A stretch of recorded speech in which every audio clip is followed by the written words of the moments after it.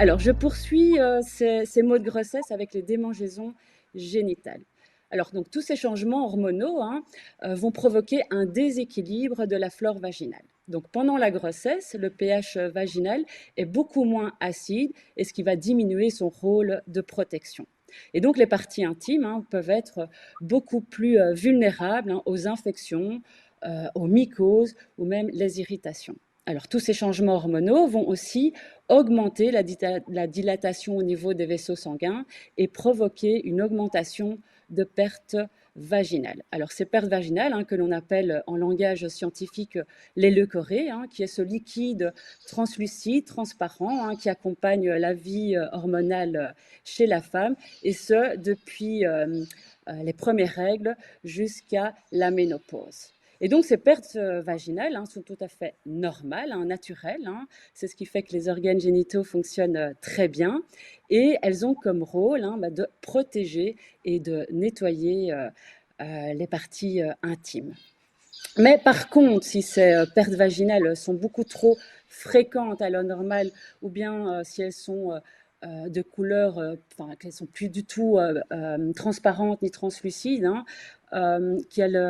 qu'elles provoquent des brûlures importantes ou même qu'elles sont malodorantes, alors c'est peut-être un signe d'infection ou de mycose. Et donc le mieux est de consulter le médecin ou le gynécologue. Alors, tous ces changements physiologiques font en sorte que c'est pour accueillir ce nouvel enfant. Et donc, il est important de maintenir cette zone génitale de façon propre et saine. Alors, comment les petits conseils c'est que l'on va éviter de porter des sous-vêtements beaucoup trop serrants qui peuvent faire en sorte qu'il y a un manque d'aération. Et donc, ça peut augmenter le risque d'irritation, d'infection ou de mycose vaginale.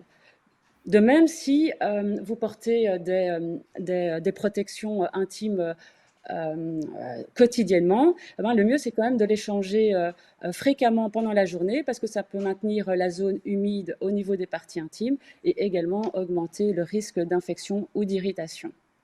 Alors, le mieux, c'est de privilégier les sous-vêtements en soie ou en coton, qui va diminuer les irritations vulvo-vaginales.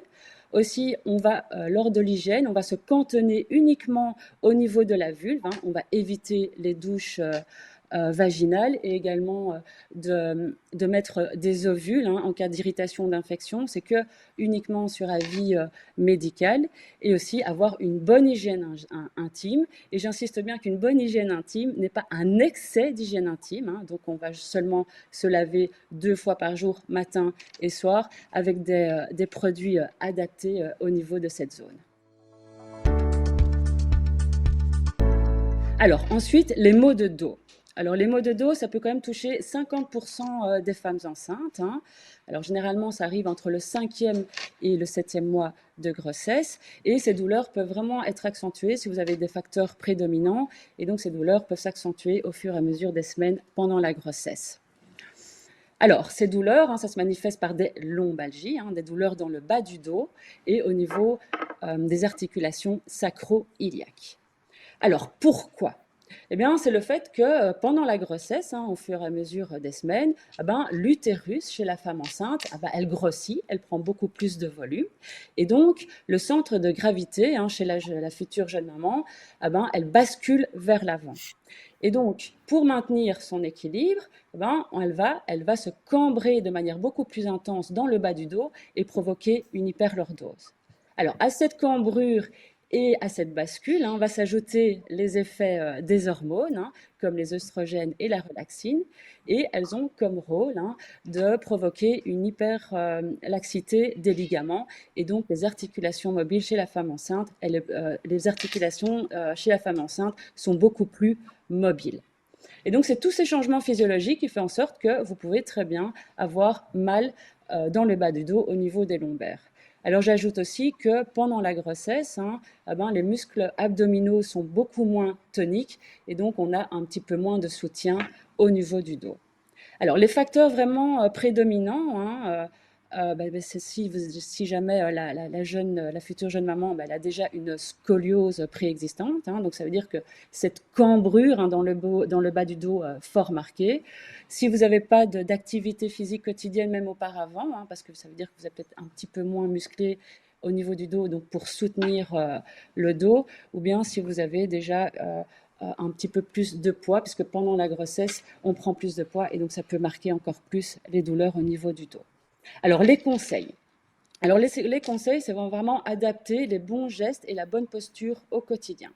Donc, lorsque vous êtes debout, hein, pour avoir la bonne posture, hein, et éviter vraiment de se cambrer trop fort dans le bas du dos, vous allez vous auto-grandir. Donc, c'est comme si vous aviez un fil, hein, au-dessus de la tête, hein, qui va faire en sorte que ça va grandir votre tête et votre corps vers le haut. De même que en position assise, on va éviter évidemment de se poser vraiment contre le dossier, hein, de s'affaler contre le dossier de la chaise. On va également s'auto-grandir, hein, et pour adopter la bonne position, la bonne posture, vous pouvez très bien mettre une marche, hein, ou quelques lits suffiront en dessous des jambes. Alors si vous voulez vous pencher en avant, vous n'allez pas vous pencher, vous allez plier les genoux, ce qui est quand même très important. Alors pour dormir, hein, on va éviter de dormir du côté droit, mais plutôt du côté gauche pour éviter de compresser le nerf vague et pour éviter de cambrer, de creuser trop le dos. Comme l'a dit Anne, hein, au début, le coussin d'allaitement est vraiment très utile pour adopter la bonne position en dormant. Alors, si vous voulez sortir de votre lit aussi, hein, vous allez vous rouler vers le bord du lit, vous allez plier les genoux et vous aider à l'aide des mains, hein, pour vous relever, et ce, pour éviter la pression au niveau de la ceinture pelvienne et au niveau du rachis. Alors, on va évidemment utiliser des bonnes chaussures, hein, confortables, et le mieux, c'est à talons pleins, hein, pour éviter d'encore plus cambrer si vous avez des talons hauts. Alors, on va adopter une activité physique quotidienne, sauf s'il y a contre-indication médicale, bien évidemment. Mais par exemple, la marche à pied, la natation ou le yoga prénatal peut être vraiment bénéfique pendant la grossesse. Et le dernier point, c'est qu'on va éviter de manger trop, donc manger sainement et de manière équilibrée, et non pour deux. Parce que parfois, on se dit qu'on se lâche pendant la grossesse, mais non, il faut quand même faire attention pour ne pas prendre trop de poids. Alors, si tout ça ne suffit pas, des séances de kinésithérapie peuvent être prescrites par le médecin, ou bien si les douleurs sont beaucoup trop intenses, hein, vous pouvez toujours prendre du paracétamol, mais comme l'a dit Anne au début, il ne faut pas s'automédiquer, il faut faire attention avec les médicaments, donc c'est toujours sur avis médical, bien entendu.